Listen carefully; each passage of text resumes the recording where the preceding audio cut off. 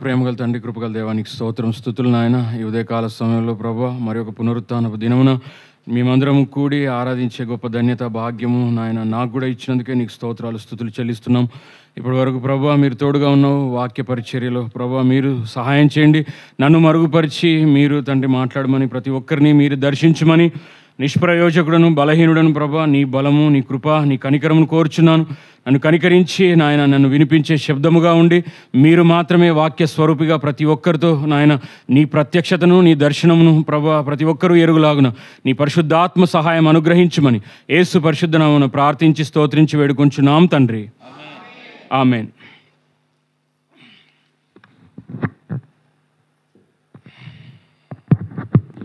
ప్రభు పేరిట మీ అందరికీ వందనాలు. కూడి వచ్చిన మీ అందరికీ ప్రభు నామమున వందనాలు చెల్లిస్తున్నాను. ఇప్పుడు ఆరాధన వాక్యముగా మనము ఒక వచనం చూసుకుందాం.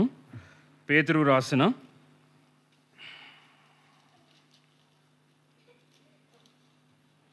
మొదటి పేతురు రాసిన గ్రంథము పుస్తకము 5వ అధ్యాయము 10వ వచనం, పేజీ నంబర్ 217. అదేనండి, చదవండి. మనం అందరం కలిసి చదువుదాం. అందరు తీశారండి. తన నిత్య మహిమకు క్రీస్తునందు మిమ్మును పిలిచిన సర్వకృపా నిధియగు దేవుడు కొంచెము కాలము మీరు శ్రమపడిన పిమ్మట తానే మిమ్మును పూర్ణులుగా చేసి స్థిరపరిచి బలపరచును. మనకున్న తండ్రి పేరు ఇక్కడ మనం ఆయన ఆరాధించే వాక్యంలో భాగంగా ఆయనకున్న పేరేంటంట? సర్వ కృప నిధియగు ప్రభు, సర్వనిధియగు, సర్వకృపా నిధియగు దేవుడు. సర్వకృపా నిధియగు అంటే, కృప అంటే మనందరికీ తెలుసా? కృప అంటే ఏంటి? ఉచితంగా ఇచ్చేది. ఇంకా ప్రేమ, ఆదరణ. ఇంకా అర్హత లేని వారికి, యోగ్యత లేని వారికి ఇచ్చేదే కృప. అంటే క్షమించబడ్డానికి, ప్రేమించబడ్డానికి, సహాయం చేయడానికి, మంచితనం చూపించడానికి అర్హత లేని వారికి చేసేదే కృప. దేవుడు మనము సిలువకు శత్రువులమై ఉండగానే, మనం ఇంకా పాపులమై ఉండగానే క్రీస్తు మనల్ని ప్రేమించాడు. ఆ ప్రేమ అనేది ఎలా అంటే వెలకట్టలేనిది, అగాపే ప్రేమ. ఆయన ఏమంటాడంట? సర్వకృపా నిధియగు దేవుడు. నిధి అంటే, కృప అంటే మనం చెప్పుకున్నాం. నిధి అంటే అన్నీ, అంటే నిక్షిప్తమై, అంటే దాంట్లో కొదవలేదనమాట. అంటే దేవుని యొక్క నిధి ఎంతటి అంటే దేవుడు క్షమించలేని పాపం అంటూ ఈ భూమి మీద లేదంట. ఈ వ్యక్తిని నేను క్షమించను, ఈ వ్యక్తిని, ఈ పాపాన్ని నేను క్షమించను అనేది లేదంట. అంటే ఎంత ఘోర పాపినైనా దేవుడు క్షమిస్తాడని మనం పాపం చేస్తామా? కానీ చాలామందికి ఏమైందంటే దేవుని యొక్క కృప, దేవుని యొక్క ప్రేమ టేక్ ఇట్ గ్రాంటెడ్ అయిపోయింది. టేక్ ఇట్ గ్రాంటెడ్ అంటే నిర్లక్ష్యం అయిపోయింది. దేవుడు ఏం చేసినా క్షమిస్తాడు, ఏం చేసినా మన్నిస్తాడు అని. కానీ మనం దేవుని యొక్క ప్రేమను కానీ, దేవుని యొక్క క్షమను కానీ వృధాపరచొద్దు అనమాట. తానే మిమ్మును సంపూర్ణులుగా చేసి స్థిరపరిచి బలపరచును. పూర్ణులుగా చేసి. ఎవరు మనల్ని పూర్ణులుగా చేసేది? మిమ్మల్ని పిలిచినవాడు. చూడండి, మత్తయి సువార్త 5వ అధ్యాయము 48వ వచనం. మత్తయి సువార్త 5వ అధ్యాయము 48, పేజీ నంబర్ 6. మీ పరలోకపు తండ్రి పరిపూర్ణుడు గనుక మీరును పరిపూర్ణులుగా ఉండెదరు. నిన్ను పరిపూర్ణులుగా చేసేది, పర్ఫెక్ట్గా చేసేది ఎవరైనా ఉన్నారంటే అది ఎవరంట? పరలోకపు తండ్రి. ఎందుకంటే ఈ లోకంలో ఉన్నవారు ఎవ్వరూ పరిపూర్ణులు, పరిశుద్ధులు, పవిత్రులు కాదు. అలా అనబడిన వారు పరిపూర్ణులు, పరిశుద్ధులు, దేవుళ్ళు అనబడుతున్నవారు వేరు, దేవుడు అనబడేవారు వేరు, నిజమైన దేవుడు వేరు. ఇప్పుడు మనం కూడా అంతే. క్రైస్తవులు అనబడిన వారు వేరు, నిజంగా క్రైస్తవులుగా జీవించేవారు వేరు. ఇప్పుడు నా పేరు అబ్రహాం అని నేను పెట్టుకోవచ్చు. నాలో అసలు విశ్వాసమే లేదు, నేను మందిరానికి రాను అనుకోండి. నేను పేరుకి ఏమని పిలువబడుతున్నా బయట సొసైటీలో కానీ, రిజిస్టర్లో కానీ? అబ్రహాం అంటే ఏమనుకుంటాం? మామూలుగా ఎవరైనా తెలియగానే అన్యులైనా కానీ విశ్వాసులు అనుకుంటారు. విశ్వాసులైతే విశ్వాసులకు తండ్రి అనుకుంటారు. అన్యులు ఏమనుకుంటారు? వీళ్ళు క్రిస్టియన్స్ అనుకుంటారు. కానీ అతను నిజంగా అబ్రహాం అనే వ్యక్తి మందిరానికి రాకపోయినా, రక్షణ అనుభవం లేకపోయినా, ఏదో పేరు మాత్రమే పెట్టుకున్నప్పుడు ఆయన నిజంగా క్రైస్తవుడు అనబడినవాడా? ఇప్పుడు చాలా క్రూషియల్ పరిస్థితుల్లో ఉంది క్రైస్తవము, అంటే పెరుగుతున్నట్టు. క్రైస్తవులు అనబడిన వారు ఎక్కువ కనబడుతున్నారు, క్రైస్తవులుగా జీవించే వాళ్ళు కనబడట్లేదు. వాళ్ళనే మనం శేషము అంటాం. ఏమంటాం? శేషము అంటే చదివే క్లాస్కి అందరు వస్తారు, 40 మంది 50 మంది వస్తారు. ఇప్పుడు అందులో ఇద్దరే పాస్ అయ్యారు అనుకోండి, అప్పుడు మనం ఎవరిని అంటే టీచర్ది తప్పంటామా? ఇప్పుడు టీచర్ అయితే అందరికీ పాఠాలు చెప్పాడు, 40 మందికి సమానంగా తన సమయాన్ని వెచ్చించి చెప్పాడు. ఒక ఇద్దరే పాస్ అయ్యారు, మిగిలిన 38 మంది పాస్ అవ్వలేదు. ఎవరిది తప్పు? తప్పేనా? స్టూడెంట్స్దేనా? ఇప్పుడు నిజ క్రైస్తవులుగా అనబడిన వారు ఎవరైతే ఉన్నారో వారు క్రీస్తును పోలి నడుచుకోవట్లేదు. వారు ఓన్లీ పేరు ట్యాగ్ మాత్రమే వేసుకొని ముందుకు వెళ్తున్నారు. కానీ ఇక్కడ మనకి ఏమంటున్నాడంటే, సర్వకృపా నిధియగు ప్రభు ఆయనే మిమ్మల్ని పూర్ణులుగా చేసి స్థిరపరిచి బలపరుస్తాడు. మరి మనము ప్రతి ఒక్కరూ స్థిరపడాలని, బలపడాలని, ఇప్పుడు ట్రెండింగ్లో ఉన్న పాట కూడా అదే కదా, కరెక్ట్, స్థిరపరచువాడు బలపరచువాడు. మరి నువ్వు దేంట్లో స్థిరపడాలి, దేంట్లో బలపడాలి? దేవుడు మంచి తనలో క్రీస్తు అనే బండ మీద మనల్ని పూర్ణులుగా చేస్తాడు, మనల్ని అందుకోసమే సిద్ధపరుస్తున్నాడు. ఇక్కడ ఆయన యొక్క కృపానిధిని మనము ఆరాధించడానికి నేను ఒక 4 వ్యక్తులను తీసుకున్నాను. వీళ్ళందరూ మీకు సుపరిచితమైన వ్యక్తులే. అంటే దేవుని యొక్క కృప, దేవుని యొక్క కరుణ, దేవుని యొక్క దయ, దేవుని యొక్క మంచితనం మనకు వారి జీవితాల్లో మనం చూస్తున్నాం. ఆత్మఫలములు అనేది మనకు ఉంది కదా, చూడండి గలతీ 5:22. ఆత్మఫలములలో ఒక మాట, అది చూసి మనం ఆ 4 వ్యక్తుల దగ్గరికి వెళ్దాము. గలతీలకు రాసిన పత్రిక 5వ అధ్యాయము 22వ వచనం. అందరు తీశారండి? Page number 171. అయితే ఆత్మఫలమేమనగా ప్రేమ, సంతోషము, సమాధానము, దీర్ఘశాంతము, దయాలుత్వము, మంచితనము, విశ్వాసము, సాత్వికము, ఆశా నిగ్రహము. చాలు. ఇవేంటి అంట? ఆత్మ ఫలములు. ప్రతి ఒక్క వ్యక్తి ఇక్కడ చూడాలి. ప్రతి ఒక్కరు, నాకు ఆత్మ వరాలు లేవు, నానా భాషలు, అంటే సందర్భం వచ్చింది కాబట్టి చెప్తున్నాము. కొందరు భాషల వెంట, లేకపోతే ప్రవచనాల వెంట, అద్భుతాల వెంట, స్వస్థతల వెంట అవన్నీ వెళ్తున్నారు. అవన్నీ తృణీకరించమని చెప్పలేడు. కానీ ఒక రక్షించబడ్డ వ్యక్తిలో కనిపించవలసిన మొట్టమొదటిది ఫలము, వరము కాదు. నువ్వు ఆత్మ ఫలాలు మొట్టమొదటగా ఫలించాలి. నువ్వు రక్షించబడ్డ వ్యక్తివైతే నీలో కనిపించవలసిన ఈ సుగుణాలు ఇవన్నీ మనకు క్రీస్తులో కనిపిస్తాయి. ఆయన ప్రేమ స్వరూపి, సంతోషం, ఆయన సన్నిధిలో సంపూర్ణ సంతోషము కలదు. ఆయన సమాధానానికి కర్త. మనకి ఎక్కడుంటుంది? యెషయా గ్రంథంలో ఉంటుంది. ఆయన ఆశ్చర్యకరుడు, ఆలోచనకర్త, సమాధానకర్తయగు అధిపతి. అందులో సమాధానం అనేది క్రీస్తు ద్వారానే నీకు వస్తుంది. ఆయన దీర్ఘశాంతము గలవాడు. ఆయన దీర్ఘశాంతం చూపిస్తున్నాడు కాబట్టే మనం ఇంకా భూమి మీద మనుగడ అందరూ అంతటా మారు మనసు పొందాలని ఆయన దీర్ఘశాంతము వహిస్తున్నాడు. ఆయన దయాలుత్వము కలవాడు. ఆయన దయ తలిచాడు కాబట్టే మనకు క్రీస్తును సంతరక్షకుడుగా మనం అంగీకరించే భాగ్యాన్ని ఇచ్చాడు. ఇందులో మనం చూసుకునే మాట ఏంటంటే మంచితనం. ఏంటంట?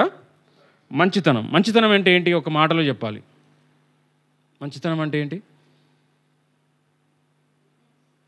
అదే గుడ్నెస్, ఇంగ్లీష్లో గుడ్నెస్.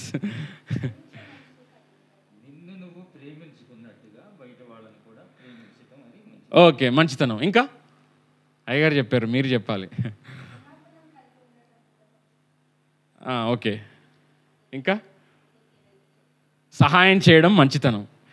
ఓకే, సహాయం చేయడం మంచితనం. ఇంకా నీకు కీడు చేసిన వారికి మేలు చేయడం, అదేనా కదా దైవత్వం. అది ఇంకా అంటే ఒక దైవత్వంలో కలిగి ఉన్న వ్యక్తికి, దైవ లక్షణాలు కలిగిన వ్యక్తి, దేవుణ్ణి అంగీకరించిన వ్యక్తి మాత్రమే కీడు చేసిన వారికి, మేలు చేత కీడు అనుభవించట కంటే మేలు చేసి కీడు అనుభవించటమే మేలు. మరి క్రీస్తు ఈ లోకంలోకి వచ్చి మేలు చేసి ఏమనుభవించాడు? కీడు అనుభవించాడు. అనుభవించాడా లేదా? మరి మనం ఏం చేస్తాము? మనకు మేలు చేసేవారికే మేలు చేస్తాం మామూలుగా. ఇంకొక మెట్టు ఏంటంటే మేలు చేసేవారికే నమ్మక ద్రోహం, కీడు చేస్తాం. కాబట్టి దేవుడు అంట మంచితనము కలవాడంట. ఆ మంచితనం మన లోపల కూడా కలిగి ఉండాలన్నాడు. నేను గొర్రెల గొప్ప మంచి కాపరిని అంటాడు. ఆయన మంచి కాపరిగా ఉన్నాడు, మంచి వ్యక్తిగా ఉన్నాడు. ఎలా మంచి వ్యక్తిగా ఉన్నాడో మనం చూద్దాము. న్యాయాధిపతులు 11వ అధ్యాయము 1వ వచనం. న్యాయాధిపతుల గ్రంథము 209 పేజీ నంబరు 11వ అధ్యాయము 1వ వచనం.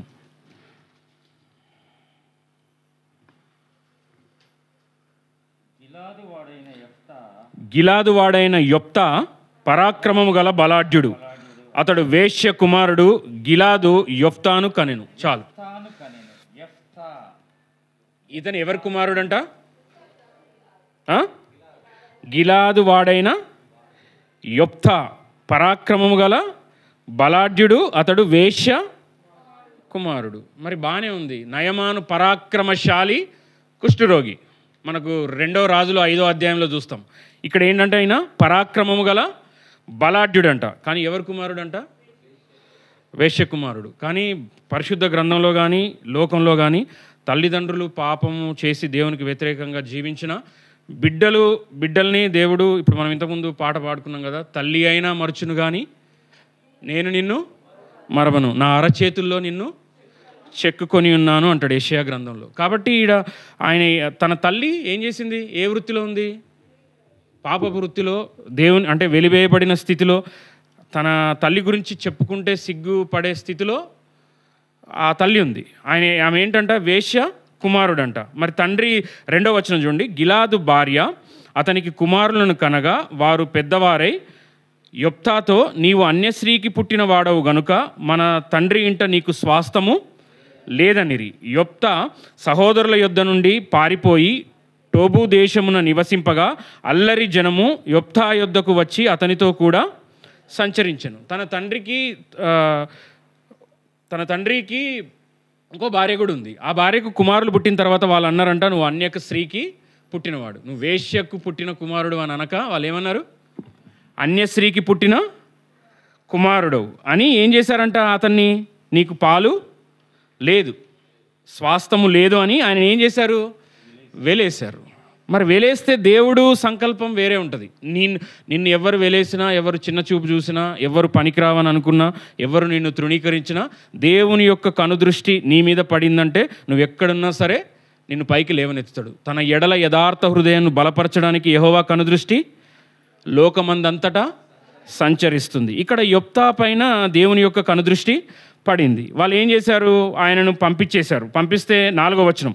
కొంతకాలమైన తర్వాత అమ్మోనీయులు ఇశ్రాయేలుతో యుద్ధము చేయగా, అమ్మోనీయులు ఇశ్రాయేలుతో యుద్ధము చేసినందున గిలాదు పెద్దలు టోబు దేశము నుండి యొప్తాను రప్పించుటకు పోయి, నీవు వచ్చి మాకు అధిపతివై ఉండుము, అప్పుడు మనము అమ్మోనీయులతో యుద్ధము చేయుదుమని యొప్తాతో చెప్పిరి. అందుకు యొప్తా 7వ వచనం, మీరు నాయందు పగబట్టి ఏం చేశారంట? వాళ్ళంతా పగబట్టి నా తండ్రి ఇంట నుండి నన్ను తోలివేసితిరే, ఇప్పుడు మీకు కలిగిన శ్రమలో మీరు నా యొద్దకు రానేలా అని గిలాదులు పెద్దలతో చెప్పాను. నువ్వు బాలేనప్పుడు, నువ్వు ఆర్థికంగా చితికిపోయినప్పుడు, దేవునికి దూరంగా ఉండి దేవునిలో ఉన్నప్పటికీ తగు ఆశీర్వాదాలు దేవుడు నీ పట్ల పరీక్ష గుండా లేదంటే నిన్ను కనిపెట్టింపజేస్తున్నప్పుడు నీకేమనిపిస్తుంది అంటే, నీ బంధువులు, నీ స్నేహితులు వాళ్ళందరూ ఏమవుతారంటే, నీకు సక్సెస్ లేదు కాబట్టి, సక్సెస్ లేని దగ్గర, ఆశీర్వాదం లేని దగ్గర, డబ్బు లేని దగ్గర బెల్లం ఉన్న చుట్టూ ఏముంటాయి? ఈగలు ఉంటాయి. ఇప్పుడు నీ దగ్గర సమృద్ధి, ఆశీర్వాదం ఏదీ లేదనుకో, నీ బంధువులే బంధువులాగా పీల్చుకు తింటారు. వారు వెలివేస్తారు. ఏం చేస్తారంట? ఇంకా పగబడతారంట. వీళ్ళు ఏం చేశారు? సహోదరులంతా, అక్కడ ఉన్నవారంతా, మీరు నా యందు పగబట్టి నా తండ్రి ఇంట నుండి నన్ను తోలివేసితిరి. కానీ ఆయనకు అవమానం జరిగింది, వెలివేయబడ్డరు. కానీ దేవుని యొక్క ప్రణాళిక ఎలా ఉంది? నువ్వు వేశ్య కుమారుడు అయినా సరే దేవుడి దృష్టిలో ఏముంది? దేవుడు అలా చూసేవాడు కాదు. వారి యొక్క బ్యాక్గ్రౌండ్ని చూసి వాళ్ళ ఆత్మీయతను డిసైడ్ చేసేవాడు కాదు. నువ్వు ఎలాంటి వస్త్రాలు ధరించుకున్నావు, నీకు ఎలాంటి ఉద్యోగం ఉంది, ఎలాంటి బ్యాక్గ్రౌండ్ ఉన్న కులంలో నుంచో ప్లేస్ నుంచో వచ్చావో దేవుడు చూసేవాడు కాదు. మరి ఈయనకి బ్యాక్గ్రౌండ్ ఏమైనా ఉందా? ఏమైనా మంచి బ్యాక్గ్రౌండా చెప్పుకునేది? కానీ నువ్వు దేవుని దృష్టిలో పడ్డావంటే నీ బ్యాక్గ్రౌండు, నీ ఉన్న గ్రౌండు రెండు మారిపోతాయి. ఈయన ఒక్కసారిగా తన దగ్గర నుంచి శత్రువులు ఎవరైతే శత్రువులుగా మారి పగబట్టి వెలివేశారో వాళ్ళే ఏం చేస్తున్నారు? పిలుపు ఎవరి దగ్గర నుంచి వచ్చింది? వారి దగ్గర నుంచే వచ్చింది. దేవుడు ఎవరైతే నిన్ను తృణీకరించి నిన్ను వద్దు అనేలాగా నిన్ను తృణీకరిస్తారో, నిన్ను దూషిస్తారో, నిన్ను పక్కన పెడతారో వాళ్ళ చేతనే నిన్ను ఏం చేస్తాడు? ఆహ్వానింపజేసేలాగా, నిన్ను ఉన్నతమైన పిలిపిచ్చేలాగా దేవుడు హెచ్చిస్తాడు. తూర్పు నుండి అయినను పడమటి నుండి అయినను హెచ్చు కలగదు, యెహోవా వలననే హెచ్చు కలుగును. ఆయన మన కొమ్మును హెచ్చించినప్పుడు ఎవరైనా సరే ఒకటి ప్రవర్తన యెహోవాకు ప్రీతికరమగినప్పుడు వాని శత్రువులను కూడా సహమిత్రులుగా చేసేస్తాడు. అలాంటి మనస్తత్వాన్ని వాళ్ళ లోపల కలిగించి ఆయనను పిలుచుకొచ్చినప్పుడు 11వ వచనం చూడండి. కాబట్టి అదే అధ్యాయం 11వ వచనము. కాబట్టి యొప్తా గిలాదు పెద్దలతో కూడా పోయినప్పుడు జనులు తమకు ప్రధానునిగాను అధిపతిగాను అతను నియమించుకొనిరి. అప్పుడు యొప్తా మిస్పాలో యెహోవా సన్నిధిని తన సంగతి అంతయు వివరించెను. ఎవరికి వివరించాడు? దేవునికి వివరించాడు. మరి మీ సంగతులంతా ఎవరికి వివరిస్తున్నారు? మీ సంగతులు, మీకున్న కష్టము, నష్టము, బాధ, సంతోషము, మీ జాయ్, మీ హ్యాపీనెస్ ఎవరికి చెప్పుకుంటాం? మనం అంతా మన తోటి బంధువులకు, లోకస్తులకు, వేరే వాళ్ళకి చెప్పుకుంటాం. కానీ మనం ఎవరికి చెప్పాలంట? మన సంగతి అంతా వివరించి దేవునికి చెప్పాలి. ఎందుకంటే దేవుడే మనల్ని నడిపించే వ్యక్తి, కృప చూపించే వ్యక్తి, నిలబెట్టే వ్యక్తి. మరి ఇప్పుడు ఆయన బ్యాక్గ్రౌండ్, ఈయన 8వ న్యాయాధిపతిగా ఉన్నాడు. ఎంతమంది? 8వ న్యాయాధిపతి. ఇశ్రాయేల్లో ఎంతోమంది న్యాయాధిపతులు ఉన్నారు, మనం చూస్తాం. ఈయన పేరు మళ్ళీ మనకి ఎక్కడ కనిపిస్తుంది అంటే హెబ్రీలకు రాసిన పత్రిక 11వ అధ్యాయంలో కనిపిస్తుంది. చూడండి. మరి ఈయన వేషకుమారుడే కదా, పరిశుద్ధ గ్రంథంలో అంత డిగ్రేడ్ చేయడము అవి చేయొచ్చు కదా. కానీ దేవుడు అది కాదు. దేవుడు చూసేది హృదయాన్ని. మనుషులు పైరూపాన్ని లక్ష్య పెడతారు, యెహోవా హృదయాన్ని లక్ష్య పెడతాడు. చూడండి 11 హెబ్రీలకు రాసిన పత్రిక 11వ అధ్యాయము 32వ వచనం, పేజీ నంబర్ 207.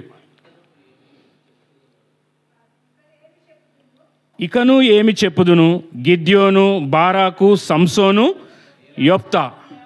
చాలు. అంటే ఇక్కడ ఎవరున్నారు? విశ్వాస వీరుల పట్టిలో కూడా ఈయన ఏమున్నాడు? యొప్తా కూడా ఉన్నాడు. మనం ఇప్పుడు యొప్తా గురించి ధ్యానిస్తున్నాం. ఎవరి గురించి ధ్యానిస్తున్నాం? యొప్తా. ఈ యొప్తా అనే అతను విశ్వాస వీరులుగా జాబితా పట్టికలో కూడా ఉన్నాడు. ఎందుకంటే అతను ప్రార్థన చేసే వ్యక్తిగా ఉన్నాడు, దేవునికి చెప్పుకునే వ్యక్తిగా ఉన్నాడు. ఇంకొక వచనం చూపించి మనం ఇంకొక వ్యక్తి దగ్గరికి వెళ్దాము. 11వ అధ్యాయము 29వ వచనం. న్యాయాధిపతులు 11వ అధ్యాయము 29వ వచనం. న్యాయాధిపతుల గ్రంథము 11వ అధ్యాయము 29వ వచనం. యెహోవా ఆత్మ యెఫ్తా మీదికి రాగా అతడు గిలాదులోను మనష్షేలోను సంచరించుచు గిలాదు మిస్పేలో సంచరించి గిలాదు మిస్పే నుండి అమ్మోనీయుల యొద్దకు సాగెను. ఇంకా 30వ వచనం కూడా చూడండి. అప్పుడు యెఫ్తా యెహోవాకు మొక్కుకొనెను, ఎట్లనగా నీవు నా చేతికి అమ్మోనీయులను నిశ్చయముగా అప్పగించిన ఎడల నేను అమ్మోనీయుల యొద్ద నుండి క్షేమముగా తిరిగి వచ్చినప్పుడు నన్ను ఎదుర్కొనుటకు నా ఇంటి ద్వారము నుండి బయలుదేరి వచ్చినదేదో అది యెహోవాకు ప్రతిష్ఠితమగును, లేదా దహన బలిగా దానిని అర్పించెదను. ఆయన ఏం చేశాడు? దేవునికి మొక్కుబడి చేసుకున్నాడు, విశ్వాసంతో దేవుడికి ప్రార్థన చేసి తన మొక్కుబడి కూడా చెల్లించుకున్నాడు. మనం చాలాసార్లు దేవుని తీర్మానం చేసుకుంటాం, మనకు పలానా ఇది అవుతే మనం ఇది చేసుకుంటామని దేవుని దగ్గర తీర్మానం తీసుకున్నప్పుడు మొక్కుబడి చెల్లించకపోతే మొక్కుబడి చేసుకోకపోవడమే మేలంట. నువ్వు మొక్కుబడి చేసుకున్నావంటే అది ఖచ్చితంగా దేవుని దృష్టిలో అది నీకు దేవునికి మధ్య ఉన్న ఒడంబడిక, ఒప్పందం. నువ్వు దాన్ని ఏం చేయాలి? ఖచ్చితంగా నెరవేర్చాలి. ఈయన ప్రార్థన చేసే వ్యక్తిగా ఉన్నాడు. దేవుని యొక్క కృప పొందుకొని విశ్వాసంతో ప్రార్థించినప్పుడు దేవుడు జయాన్ని ఇస్తాడు. తాను ఏదైతే జయం పొందుకున్నాడో దేవునికి మాట ఇచ్చిన ప్రకారం దేవునికి తన మొక్కుబడిని తన గుమ్మంలో నుంచి చూడండి ఇక్కడే ఉంది, ఆ మాట చూపించి ముగిస్తాను నేను. ఇది ఆయన ఎప్పుడైతే అది ముగించి బయటకు వస్తే వెంటనే ఎవరు వచ్చారంట? 34వ వచనం. యొప్తా మిస్పాలో ఉన్న తన ఇంటికి వచ్చినప్పుడు అతని కుమార్తె తంబురులతోనూ నాట్యముతోనూ బయలుదేరి అతన్ని ఎదుర్కొనెను. ఆమె కాగా అతనికి మగ సంతానమేమియు ఆడ సంతానమేమి కానీ లేదు. కాబట్టి ఆయన తనకి వచ్చిన ఆ కుమార్తెను కూడా దేవునికి ఏమన్నాడు, ఎవరైతే నేను జయించి వస్తానో నా ఇంటికి ముందు ఎవరైతే నా కనిపిస్తారో వారిని ఏమన్నాడు, నీకు సమర్పిస్తాను అన్నాడు. దేవుడికి సమర్పించాడు. తాను మాట ఇచ్చిన ప్రకారం దేవునికి సమర్పించాడు. కాబట్టి దేవుని యొక్క కృపను మనం నిర్లక్ష్యము చేసుకోవద్దు. ఇక్కడ నాకు వచ్చింది కదా అధికారం అని విర్రవీగినట్టుగా మనం చూడం. ఆ యొప్తా ఏం చేశాడు, దేవునికి ప్రార్థన చేసుకున్నాడు, దేవునికి మొక్కుబడి చేసిన ప్రకారం మొక్కుబడి చెల్లించాడు. మరి అదేవిధంగా మనం ఇక్కడ చూస్తాము హోషేయ గ్రంథం, మన యెహోషువ గ్రంథం, ఇక్కడ కూడా ఒక స్త్రీని చూస్తాం. చూడండి, యెహోషువ 2వ గ్రంథము 12వ వచనం. 2వ అధ్యాయము 12వ వచనం.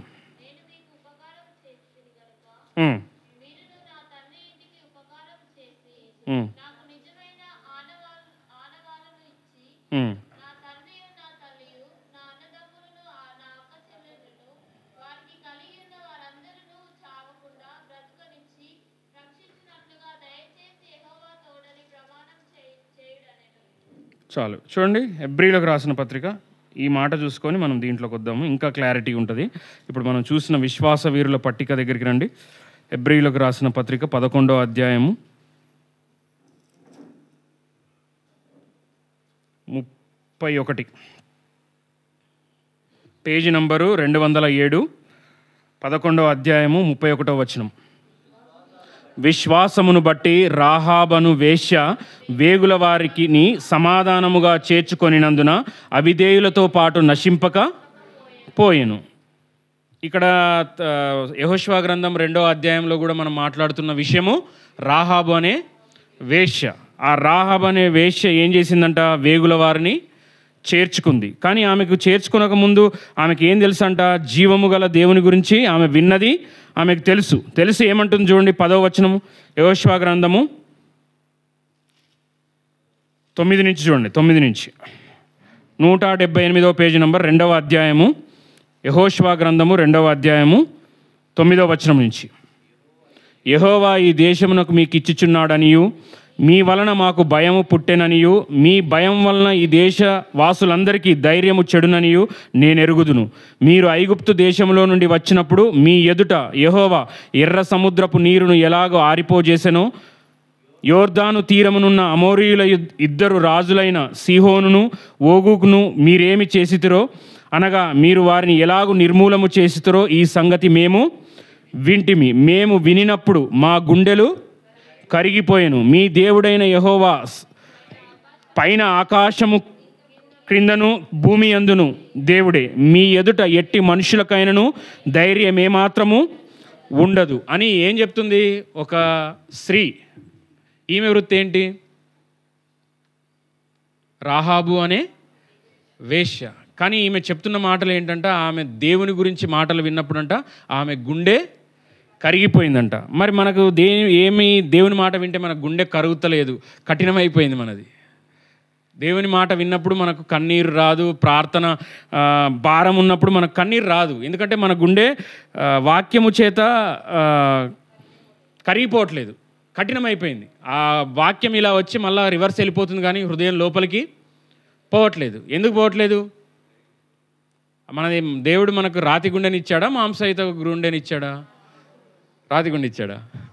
మాంసహిత గుండెను అంటే మనకున్నది రాతి గుండె, కానీ దేవుడు మనకేం చేస్తాడంట, మీలో మాంసపు గుండెని ఇస్తానంటాడు ఏజ్కేల్ గ్రంథంలో. కాబట్టి మనకు దేవుని మాట విన్నప్పుడు మనకేం కావాలంట, మన గుండె కరగాల. ఏమంటుంది, మేము వినినప్పుడు మా గుండెలు కరిగిపోయాను. మీ దేవుడైన యెహోవా పైన ఆకాశము క్రింద భూమి అందును దేవుడే.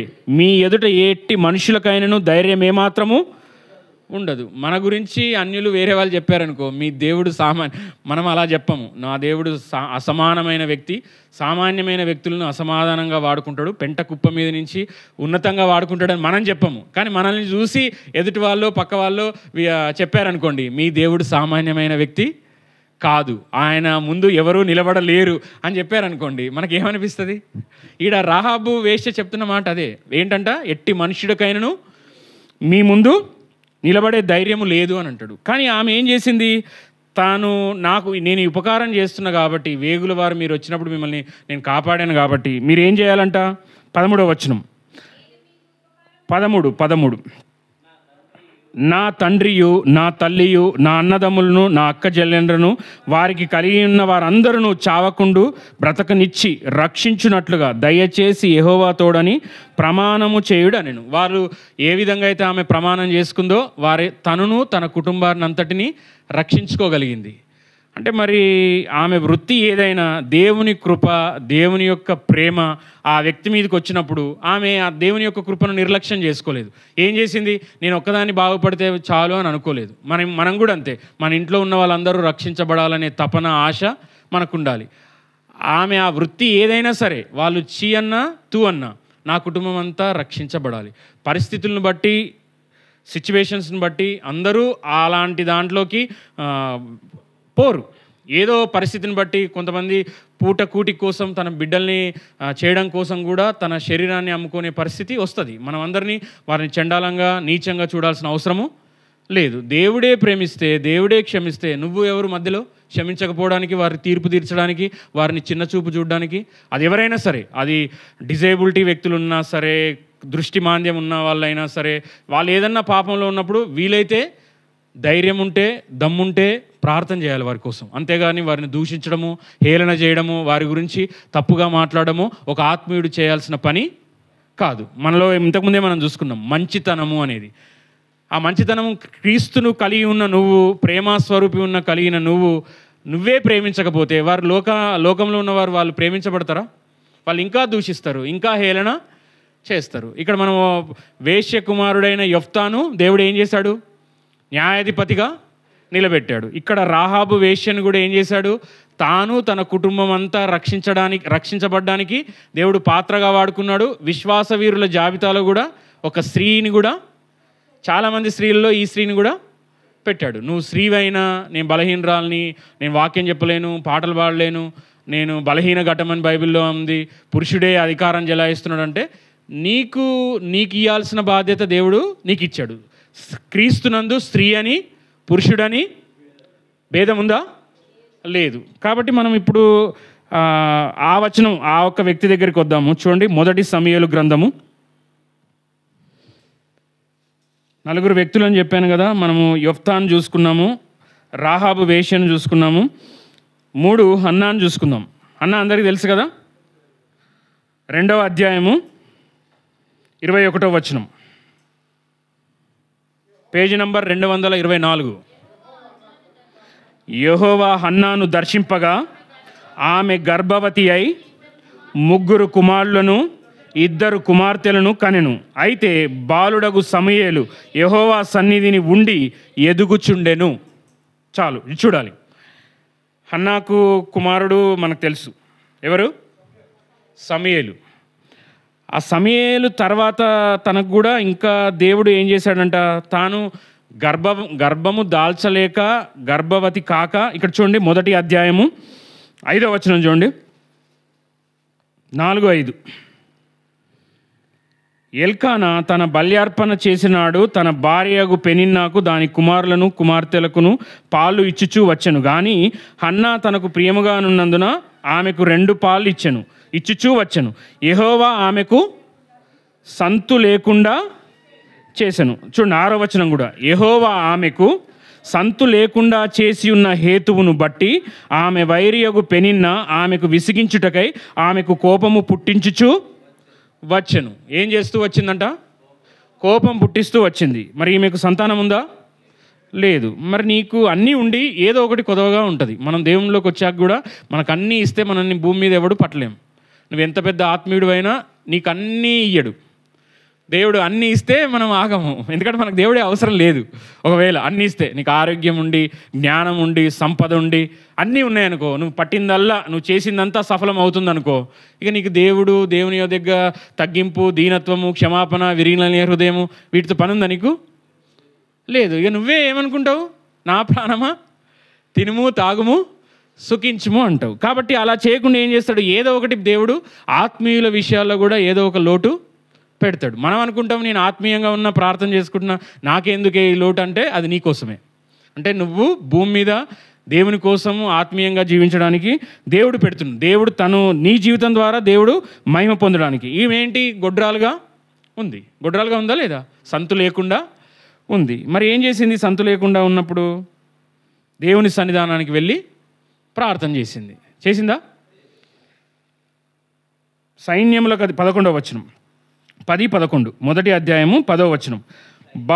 బహు దుఃఖాకాంతురాలై వచ్చి యెహోవా సన్నిధిని ప్రార్థన చేయుచు బహుగా ఏడ్చుచు, సైన్యములకు అధిపతియగు యెహోవా, నీ సేవకురాలైన నాకు కలిగి ఉన్న శ్రమను చూచి నీ సేవకురాలైన నన్ను మరొక జ్ఞాపకము చేసుకొని నీ సేవకురాలైన నాకు మగపిల్లను దయచేసిన ఎడల వాని తల మీదికి క్షౌరపు కత్తి ఎన్నటికీ రానియక వాడు బ్రతుకు దినములన్నింటను నేను వానికి యెహోవానగు నీకు అప్పగింతునని మొక్కుబడి చేసి కొనెను. ఆమె యెహోవా సన్నిధిని ప్రార్థన చేయుచుండగా ఏలీ ఆమె నోరు కనిపెట్టు చుండెను. మనకి ఈ ప్రార్థనలో మనం ఏం గమనిస్తున్నాం? నీ సేవకురాలని అంటుంది. ఈమె సేవ చేస్తుందా? చేయట్లేదు. మరి సేవకురాలని ఎందుకు అంటుంది? తన కుమారుణ్ణి సేవకు అప్పగిస్తుంది కాబట్టి ముందే విశ్వాసంతో ఏం చెప్తుంది? నీ సేవకురాలనైన నన్ను జ్ఞాపకం చేసుకొని ప్రార్థన చేస్తుంది. తనకు విక్కిలి కోపము భయము అన్నీ ఉన్నాయి. తన కోపం వచ్చింది. కోపం వచ్చినప్పుడు చాలామంది స్త్రీలు ఏం చేస్తారు?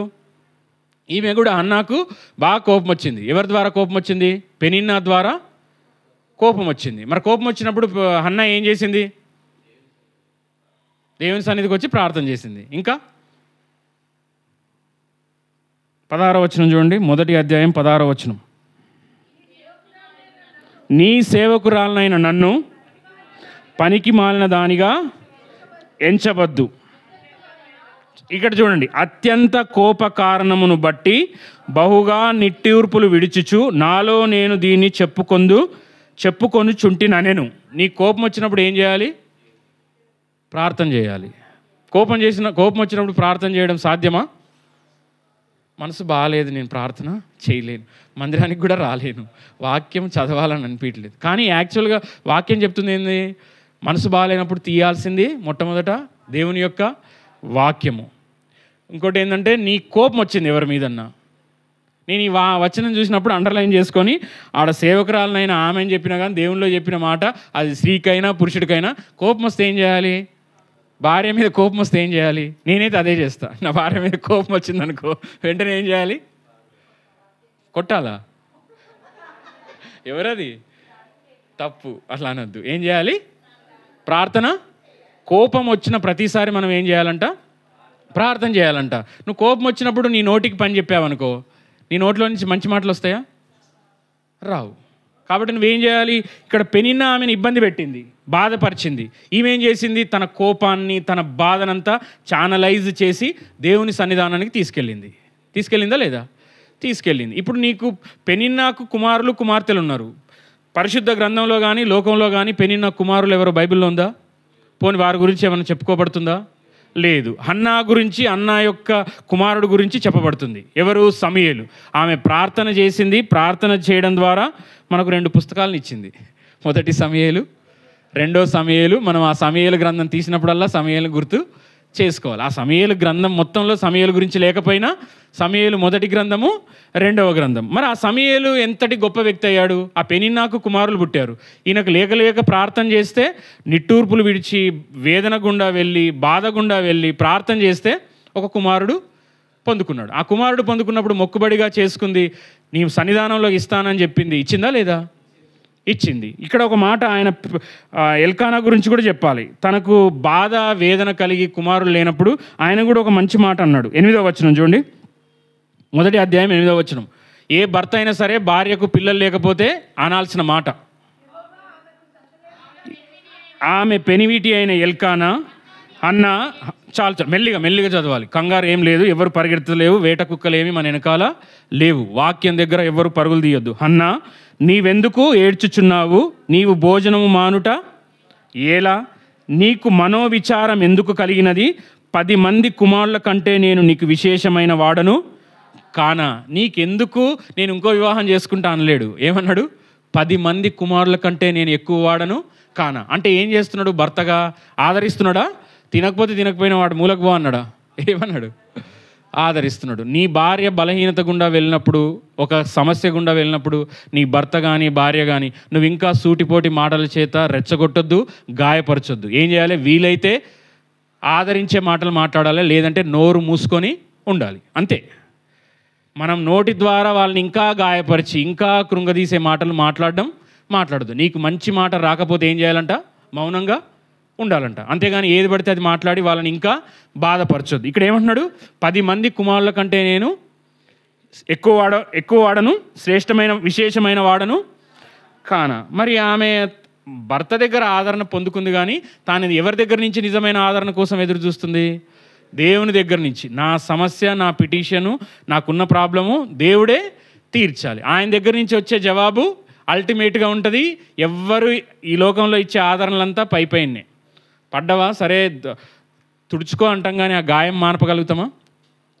డాక్టర్ అయినా కానీ ఆ మందు ఇవ్వగలుగుతాడు, కానీ దాని మూలాన్ని తీయగలుగుతాడా?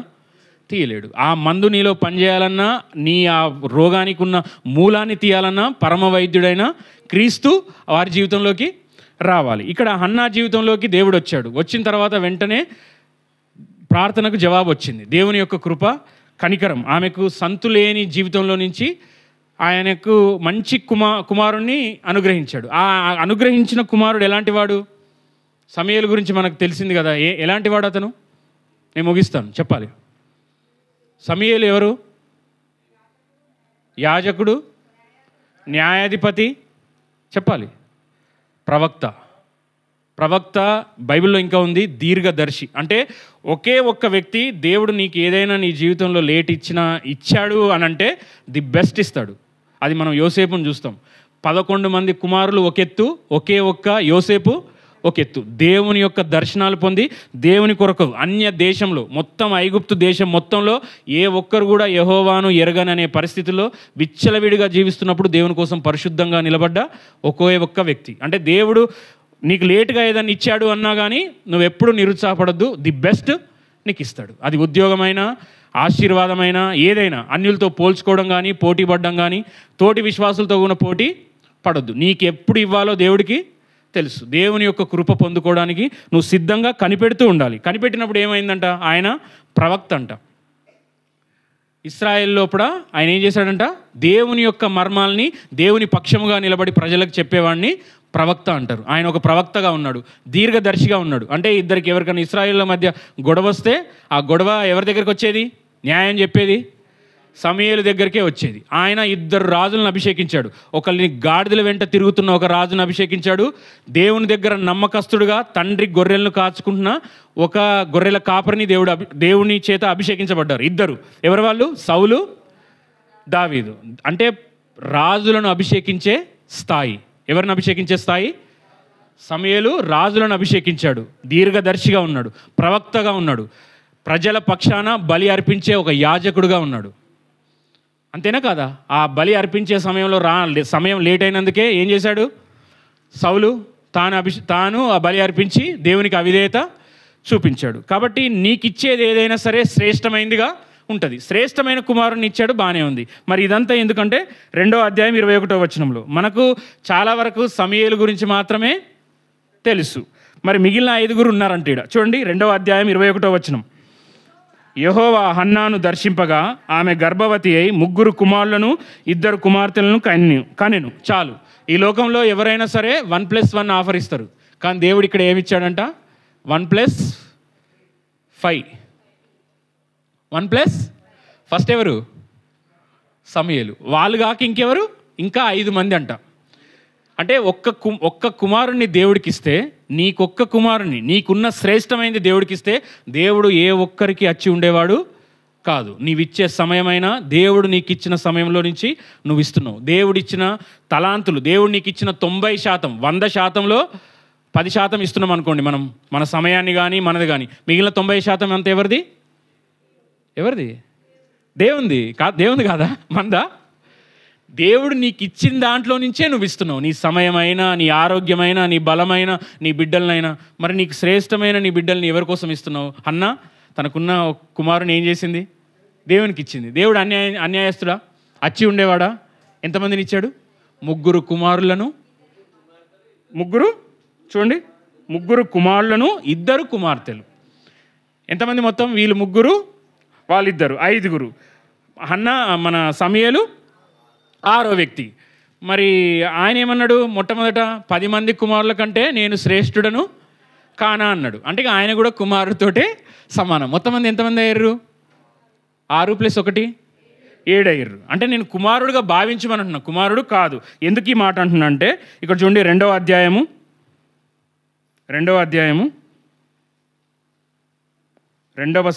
మొదటి సమూయేలు 2వ అధ్యాయము. అనేకమైన పిల్లల్ని ఆయన ఏం చేస్తాడంట? 4వ వచనం, తృప్తిగా భుజించిన వారు అన్నము కావాలని కూలికి పోవుదురు, ఆకలి కొనిన వారు ఆకలి తీరా తిందురు. గొడ్రాళ్ళు ఎంతమంది పిల్లల్ని కంటారంట? 7 పిల్లలను కనును. ఎవరంటారు ఈ మాట? హన్నా అంటుంది. హన్నా విజ్ఞాపన ఇలాగు చేసెను అని స్టార్ట్ అవుతుంది మనకు 2వ అధ్యాయంలో. గొడ్రాలు 7 పిల్లల్ని కనును, అనేకమైన పిల్లలను కనినది కృషించి పోవును. అనేకమైన పిల్లల్ని ఎవరు కన్నారు? పెనిన్నా కన్నది. కానీ పెనిన్నా పేరు కానీ పెనిన్నా పిల్లల పేరు కానీ ఉందా? లేదు. నాకు పిల్లలు కలగలేరే, నాకు ఆశీర్వాదం రాలేదే, నాకు దీవెన రాలేదే. దేవునికి ఎప్పుడు ఇవ్వాలో అప్పుడు ఇస్తాడు. ఇచ్చే వరకు నువ్వు కనిపెట్టాలి. యెహోవా కొరకు ఎదురు చూచువారు నూతన బలం పొందుతారంట. మరి నువ్వు దేవుని కొరకు కనిపెడుతున్నావు, ప్రార్థన చేస్తున్నావు, వెంటనే జవాబు రావాలని ఆశపడుతున్నావు. కానీ భక్తులు చాలామంది, అబ్రహాము ఎన్నో సంవత్సరాలు దాదాపు 25 సంవత్సరాలు వెయిట్ చేయాల్సి వచ్చింది. యోసేపు కూడా 13 నుంచి 17 సంవత్సరాలు వెయిట్ చేయాల్సి వచ్చింది తన దర్శనము నెరవేర్చడానికి. దేవుడు సమూయేలు ద్వారా అభిషేకించబడ్డ తర్వాత ఆయన చక్రవర్తిగా, ఇశ్రాయేలు రాజ్యానికి యూదా రాజ్యానికి కలిపి చక్రవర్తిగా కావడానికి ఆయన కూడా దాదాపు దావీదు కొన్ని సంవత్సరాలు వెయిట్ చేయాల్సి వచ్చింది. మరి మనం కూడా ప్రార్థన చేస్తే దేవుడు నాకు ఇది దర్శనం ఇచ్చాడు, ఇది ఒక వాగ్దానం ఇచ్చాడు, మరి నాకు ఇది ఎందుకు నెరవేరట్లేదు, నేను ఇంకా దేవుని కృప పొందుకోలేదా, ఎందుకు? దేవుడేమో నన్ను బలపరిచి స్థిరపరుస్తా అంటున్నాడు, మరి నా లోపల ఇలాంటి బలహీనత గుండా నేను వెళ్తున్నాను ఎందుకు అని. ఇంకొక వ్యక్తిని కూడా నేను చూపిద్దాం అనుకున్నాను, సమయపాలనను బట్టి నేను చెప్తున్నాను. అదే అతను ఎవరో కాదు, మెఫీషబేతు. ఆ మెఫీషబేతు కూడా ఏంటంట? కుంటివాడు. ఆ కుంటివాడికి ఆ సౌలు తనకు శత్రువులుగా తనను చంపుదామనుకుంది. ఎవరిని చంపుదామనుకున్నాడు? సౌలు దావీదును. ఎవరు? అతను అల్లుడు. ఆ అల్లుడిని చంపుదామనుకొని ప్రాకులాడుతున్న వ్యక్తిని ఆయన ఏం చేశాడంట? ఆ సౌలు కుటుంబీకులను బట్టి నేను ఎవరికన్నా మేలు చేయగలనా అని చూస్తే ఆయనకి ఎవరు కనబడ్డారంట? మెఫీషబేతు కనిపించాడు. కనిపించితే ఆయన కుంటివాడంట. మరి మనం చూస్తాం కీర్తన 11వ అధ్యాయంలో, అందులో పాట ఉంటుంది, మనం పాట పాడే దాంట్లో, దయగల వారిపై దయ చూపించును, కఠినుల ఎడల వికటము చూపును. ఆయన దేవుని దయను పొందుకున్నాడు. నేను మిన్నిల్ని, నా రాజు నన్ను చంపడానికి ఎలాంటి వాడు అని మనం చూస్తాం. కానీ అదే 2వ సమూయేలు 9వ అధ్యాయంలో నేను చచ్చిన కుక్కను అంటాడు మెఫీషబేతు. ఈ చచ్చిన కుక్కనైనా నన్ను రాజు జ్ఞాపకం చేసుకొని ఏ పాటి వాడు, నేనే పాటి వాడను అంటాడు. అంటే దావీదు తాను చేసిన దయకు, తాను చేసిన మంచికి ఏం చేస్తున్నాడంట? నేను దేవుని దగ్గర దయ పొందుకున్నాను కాబట్టి నేను ఖచ్చితంగా దయ చూపించాలి. నువ్వు దేవుని దగ్గర నుంచి దయ పొందుకుంటే కఠినంగా ఉండడానికి వీలు లేదు. కానీ ఆయన ఎప్పుడైతే తన ప్రాణ స్నేహితుడైన, ఎవరు ప్రాణ స్నేహితుడు దావీదుకు? యోనాతాన్. ఆ యోనాతానుకి ఇచ్చిన మాట ప్రకారం తన కుమారుడికి ఏం చేశాడు? మేలు చేసి రాజు బల్ల యొద్దటే రాజకుమారుల్లాగా తినే అవకాశాన్ని దేవుడిచ్చాడు. ఆయనకుందా ఆ అవకాశం? ఉందా? దేవుని కృప లేదు. దేవుని కృప వచ్చినప్పుడు అర్హత లేని వారికి అర్హత చూపించేదే దేవుని కృప. మనం చూసాం, యొప్తా ఎవరి కుమారుడు? వేశ్య కుమారుడు. గిలాదు కుమారుడు అయినా కానీ ఆయనకి తల్లి చేసిన దానికి వెలివేయబడ్డ వ్యక్తి. కానీ ఆయన ఏం పొందుకున్నాడు? దేవుని యొక్క కృప పొందుకొని నిలబడ్డాడు. సర్వకృప నిధియగు దేవుడు. రాహాబు కూడా ఎవరు? వేశ్య. కానీ తాను తన కుటుంబాన్ని దేవుని కృపా నిధిలో నుంచి ఆ కృపాహస్తము దేవుని యొక్క కృపను పొందుకుంది. మళ్ళీ అదేవిధంగా హన్నా కూడా అంతే. 1+5 ఆఫర్ బైబిల్ ఎవరు పొందుకోలేరు. ఆమెనే ఒక స్త్రీగా దేవుని దగ్గర మొరపెట్టుకొని ఏం చేసింది? ఒక్కరిని దేవుడికి ఇచ్చింది. దేవుడు ఎంతమందిని ఇచ్చాడు? 5గురిని ఇచ్చాడు. తన్ను బలపరిచే, తన్ను ఆదరించే భర్తను కూడా ఇచ్చాడు. ఇచ్చాడా లేదా? ఇచ్చాడు. మళ్ళీ ఇక్కడ మనం ఏం చూస్తున్నాము? యెహోషాపాతు తాను ఏదైతే తన తండ్రికి వాగ్దానం చేసి తన తండ్రి యొక్క మేలు, మంచితనం తన కుమారుడికి వచ్చిందా లేదా? వచ్చింది. కాబట్టి మన దేవుడు కరుణ సంపన్నుడు, కృపాతిశయములు. ఆయన కృపాతిశయములు ఎక్కడ? ఆయన కృపా సత్య సంపూర్ణుడు. యేసయ్యా కనికర పూర్ణుడా, మనోహర ప్రేమకు నిలయుడా, నీవేనా సంతోషగానము, సర్వ సంపదలకు ఆధారము. యేసయ్యా కనికర పూర్ణుడా, మనోహర ప్రేమకు నిలయుడా, నీవేనా సంతోషగానము, సర్వ సంపదలకు ఆధారము. హల్లెలూయా. మనమందరం ప్రార్థన చేసుకుందాము. ప్రతి ఒక్కరూ మోకరించాలి. ఈ నలుగురు వ్యక్తుల ద్వారా దేవుడి యొక్క